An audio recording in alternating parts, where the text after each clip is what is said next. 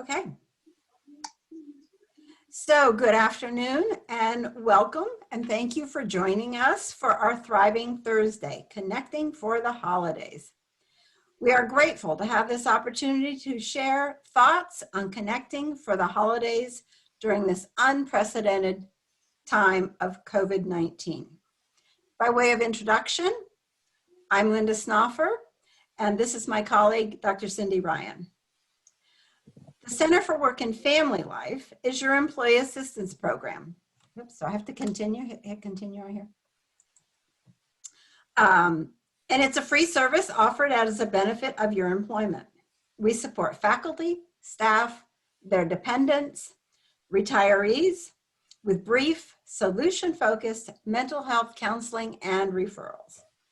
We also provide workplace consultations, crisis intervention support, and executive coaching. So some thoughts on the next page that we were hoping to share with you today. So during our time today, Cindy and I want to share thoughts on how we can all make the most of these unusual circumstances, holidays in a pandemic. How can we celebrate our customs and perhaps create some new rituals? How can we care for ourselves and others? And what risks are involved in that? So these are some things we will try to cover in our time together. Slide to the next one. So I want to talk some about rituals and how important they are in our daily lives. So the holidays are here, and like many others, we are wondering ourselves and worrying about what or how or whether we will be able to, if it is safe, to visit with family and friends. And only you individually can make that decision.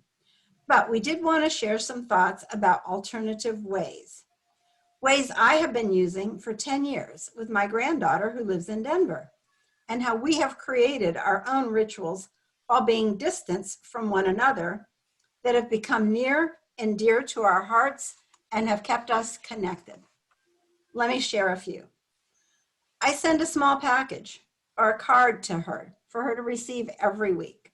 There's always a note attached, so her mother opens it with her, reads it to her while I'm on the line, and we FaceTime. Through this process over the past 10 years, we've been doing this for 10 years now, we have built a strong, attached, connected, lasting, and memorable relationship of shared traditions and rituals that we made up all on our own. So I am in complete agreement that rituals are important as they give us a set of fixed actions or activities that we can depend on and look forward to. Lucy definitely looks forward to these things. She looks forward to receiving her cards and packages, and even identifies every UPS brown truck as the one that might be bringing a package to her from her yaya. But for others, even something like having coffee and reading the newspaper in the morning is a ritual. So during these holidays, it's about shared moments with others, family, friends across a table, adorned with festive and lovingly prepared meals, just differently. We can still do these things, and just adding a little more creativity. So think about it for a minute. When new members come into our family, if we move to a new location, buy a new home, have new neighbors, decide to retire, all of these events lead to new rituals incorporated with new people in our lives. If we can look at this new, however unusual and unwanted situation, COVID, maybe we could think about that in terms of a positive for whatever new rituals might form this year. It is undeniable, however, that loss is inevitable, and we are all experiencing many losses in all different ways right now. But if you think about it, we experience loss at some level every day in one form or another. Some people are very rigid about holidays. But family gatherings are always changing. Things aren't always exactly the same year to year, whether it's the birth of new members, the passing of others, marriages, or other obligations like moves, being deployed in the military. Things can and do look different every year. So maybe this year is just another variation. Let me share. I can't go to my office anymore. For me, that's a loss. I love my office. So while I'm feeling that loss and at the same time trying to create an office in my home space, I certainly don't miss the drive. So instead, I create a different, slower paced morning ritual for myself. I miss our campus. We have a beautiful campus. I miss my team. Although we have created a process, a ritual of staying connected by getting together every morning in a huddle to start our day together, to see each other, to check in. I still miss seeing some of my other colleagues, but still see many of them on Zoom meetings, for which I am most grateful. Could you turn to the slide, maintaining distance? So maintaining distance does not mean missing out on tradition. We want to stay safe this season and still have a different but fun experience. If you look at this list, think, how many of those things can you still do together, just virtually? You could read the same book and discuss it. You could make traditional family foods and compare how each of them taste, even have a little contest, whose is best. Make a craft together. Sing some songs together. Lucy and I just a couple of nights ago sang Christmas carols together. That was interesting. I shared with you one way I stayed connected with Lucy. Let me give you a few more. She, quote, takes me with her wherever she goes. So if she and her mother are heading out the door, her very words are, make sure and take Yaya. So we go shopping together, we cook together. She's even learned how to flip the iPad so that I can see the egg that she is cooking for her mother, and we discuss how the yolk is coming along. We bake together, we watch movies together, we do puzzles together, we've even made ceramics together. She had to read some pages for school, 20 each night. So every night, to meet her goal, we sat down and, using our iPads or FaceTime, read her 20 minutes together. So we have many, many opportunities to create closeness and still be together while being physically and distanced apart. You might decide to make a family recipe together, or send some cookies or desserts to everyone and enjoy them at the same time. You might decide to toast with a favorite beverage at the same time. Maybe even break up the planning and get everybody involved. For those of you who have enjoyed travel, and for me, a large part of the fun is in the planning, the thinking about it. What might we do? What might it look like? Where might we go? So see if you can incorporate that same thought process for the upcoming holidays. Be thinking about it ahead of time so you have that anticipation to look forward to. So just take a look at this slide here and see, is there some way you can make some of these things fun? Maybe something you've already done, something you could do, or given what I've told you, especially with my Lucy, new ways to make memories and rituals that could be fun and different. Can we turn to reflections and plans, please? So Christmas and the holidays, other holidays, are getting close. So what you want to do is you want to talk to those you normally see and offer some new ideas. What is most important to you during these holiday times? Offer some new ideas. See what they think. Knowing what you can control during this time will make not doing what you normally do a little bit easier. But whatever your decision you end up making, it's best to please start planning now. We just had Thanksgiving. So think, what was different?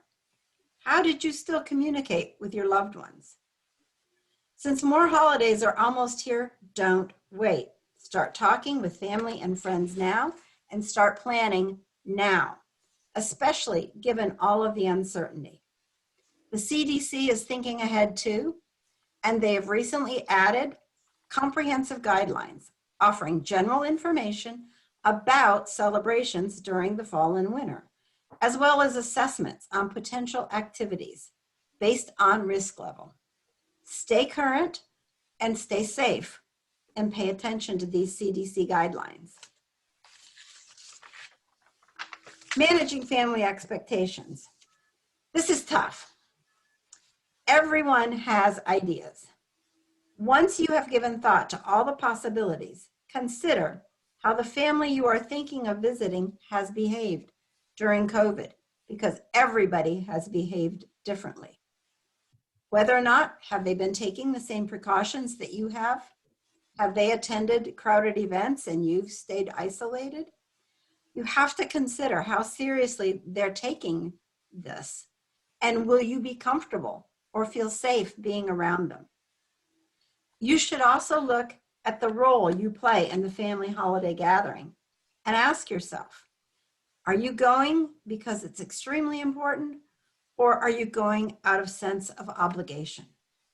You have to weigh these considerations against other responsibilities, even if that risk hurts family members' feelings. If I'm a parent and I have a child who has some sort of risk, my role as a parent is to protect my child more than to protect the feelings of my family members. Cindy, would you like to take over from here? Sure. Thanks so much, Linda. So, dealing with family and emotions.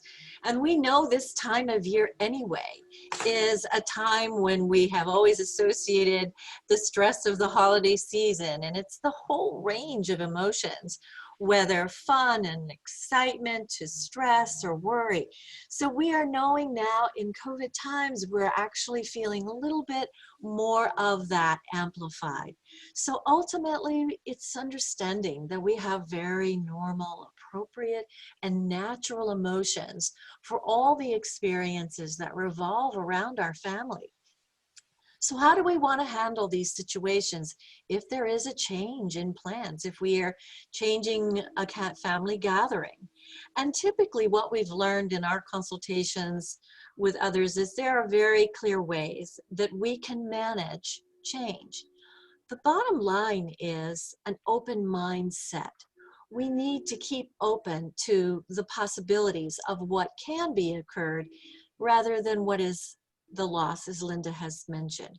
We are looking at this time as an adjustment, and that it's going to have normal, natural, appropriate feelings. We may feel disappointed, or we might feel sad, but it's allowing yourself to move through that to some form of acceptance and finding some ways of letting it sort of move us forward. So ultimately, we acknowledge the feeling. We know we're making an adjustment. We know we're bringing about some form of acceptance. So ultimately, what we do when we address these emotions is we simply acknowledge them. We may have to breathe through them and say, okay, I understand. We're going to do this differently this year, but moving it forward into accepting the decision through a positive outlook. So ultimately, what that may sound like is, I see we need to do this differently, but we can make it happen. We may need to share that experience together and just offer that ideal that, well, it feels like this now, but it won't be forever, and we'll have things to look forward to next year. And so we move that forward. So moving forward in our slides, what do we do if family doesn't understand? How do we approach that and manage that conversation? So again, what we've learned in communication around work teams and our consultations is really our goal is understanding. How can we understand their point of view? It comes with very important values: respect, acceptance, acknowledgement of the differences, maybe even appreciation of the differences, with compassion. That we can acknowledge, I see you want to do it this way, but it's not going to happen, or we're going to have to look at our goals differently. We may have to simplify. We look at how we sort of validate their experience as well as acknowledge your own. So ultimately, that may be setting boundaries. Boundaries might mean ones we put in place. Sometimes it might be things that we have to accept as well. So it's that balance, as Linda said, between what we can and can't control. We may have to say, well, we can't do that this year, but we can do this. And that would be fun. And we bring sort of that positive anticipation toward what we want to create. We can do something fun, unique, and still celebrate. So ultimately, remaining in your comfort zone. And I think this message is really about know your needs. Know your needs. When do you need to feel safe or comforted or supported or cared for? And most of the time, what we want to feel, others want to feel as well. So know what you are going to need. That may mean being clear about your family role. As Linda mentioned, you may be the organizer of the family events, but this year you may want to scale back and maybe you delegate, or maybe you partner with a family member and say, let's try this differently this year and make it easier for both of us. Ultimately, this is a creative process that you could begin to share together. And remind everyone of all the alternatives and suggestions. I mean, Linda's beautiful creative ways of keeping connection with a granddaughter. These are innovations people are making every day and working from home. So we really want to create kind of an optimistic outlook. We want to put the suggestion out there like, how about we try this year? Let's see what happens. If it works, we'll maybe do it again next year. So as we move forward, how do we care for others and as an act of celebration? You know, and I think we are looking at our wellness and our whole health and well-being in a very holistic way. And we know that we have to tend to our intellect and our mental, emotional health and our sense of validation in that. And we know that our thoughts can really impact how we feel and how we relate. So ultimately, when we are in this state of change, we may need to manage our thinking. We may need to think about, am I looking at this in a positive and optimistic point of view? Do I see the promise of the situation? Or is it going down a path that may be more pessimistic, and ultimately that can affect our emotional well-being? So ultimately, the message is seek a positive outlook. Look for the upside of something. It may be different on the one hand, but there may be some very positive aspects of that to consider. Our bodies, our nutrition, our sleep, our exercise, our balance is so essential. And we would say this all the time anyway in our guidance for the holidays. You know, manage how we're eating. We love this season with so many great foods. How do we find the best balance of nutrition? Are we getting good sleep? Are we making sure that we get the best of what we can for rest and restoration? And exercise. One of the things we've learned in COVID, working from home, that we do need to structure our exercise. We do need to make sure that we are keeping our 20 minutes 3 times a week exercise in place, because that ultimately really helps our sleep as well. So then our social, our family, our friends, our neighbors, this is really, you know, the season where how do we make those positive connections with all?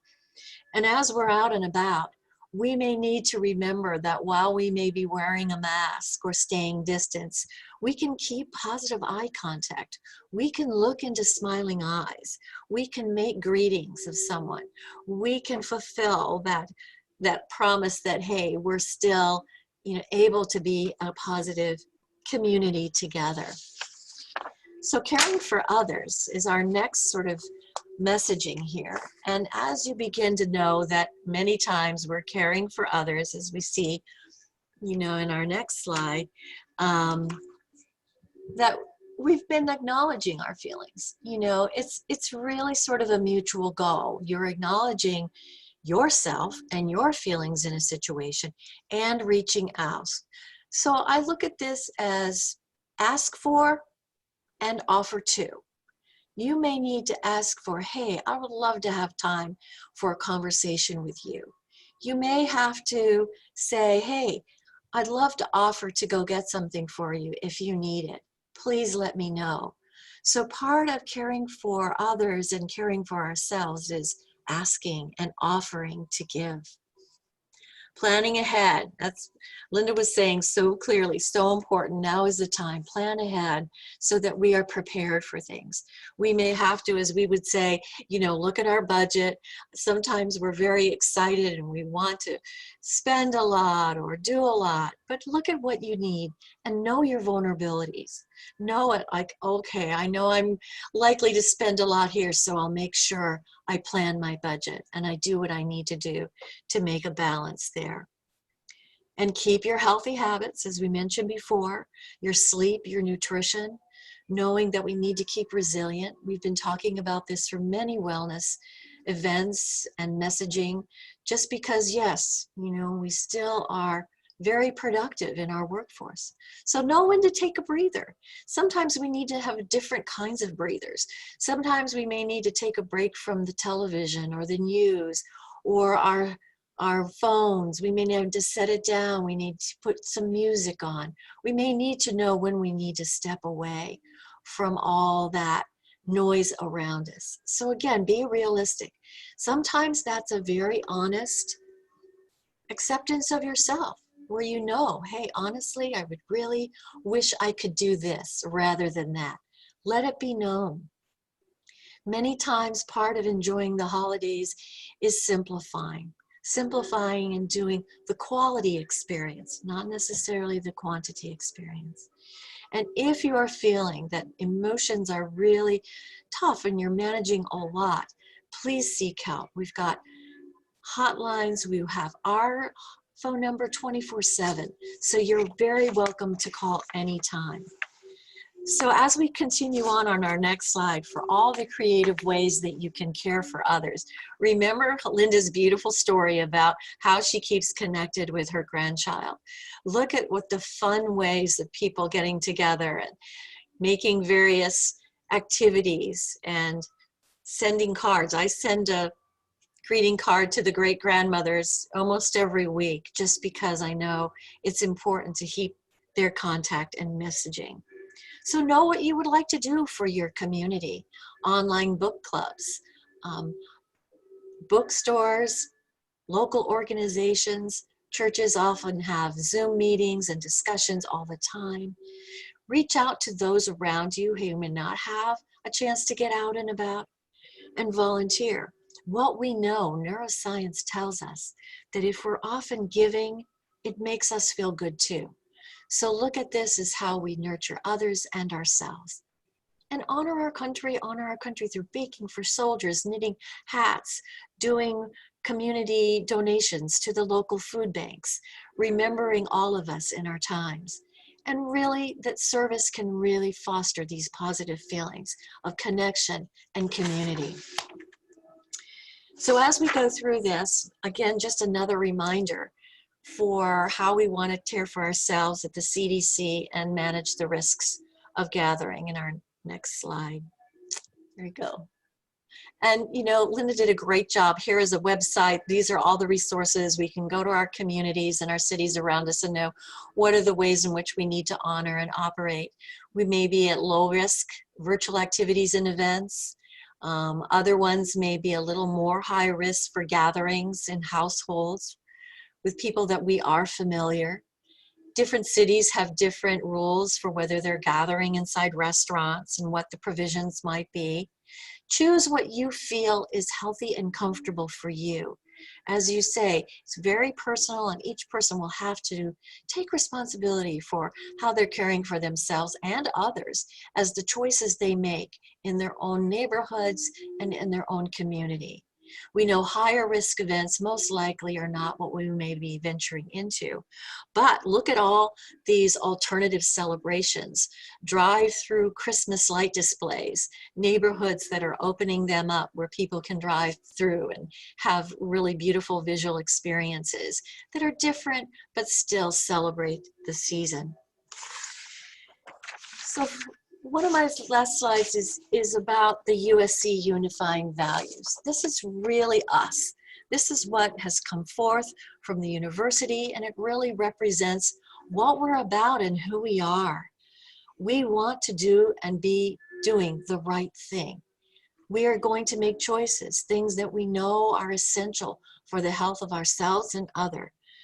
So going forward and doing the right thing is best for all.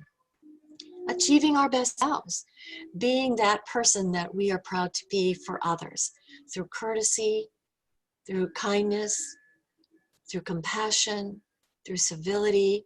Remembering how we treat one another is really a value that we bring to all our relationships. So diversity, equity, inclusion, we all belong, and we all understand how this feels. We're not alone. We understand, how we can feel this is different, but at the same time, we can really celebrate how creative and innovative we've become. Honoring our well-being as a whole person, as we said, our self-care, your precious resource, just taking care of you is really essential. Keeping open communication, sharing openly and honestly with others is a way in which we show respect for our relationships, as well as being able to grow them in a healthy way. Accountability, taking responsibility for our choices, knowing our actions have an effect on others. So being mindful as to how we are carrying ourselves and owning that responsibility. As Trojans, we know we act with integrity in the pursuit of excellence. We embrace diversity and equity and inclusion and promote well-being. We engage in open communication to be accountable for living our values while staying safe and healthy. So we want to thank you. Linda, do you want to? I do, Cindy. Susan, thank you so much. And on behalf of all of us at the Center for Work and Family Life, thank you for being with us today. Stay safe, stay well, and thank you so much, and have a happy holiday.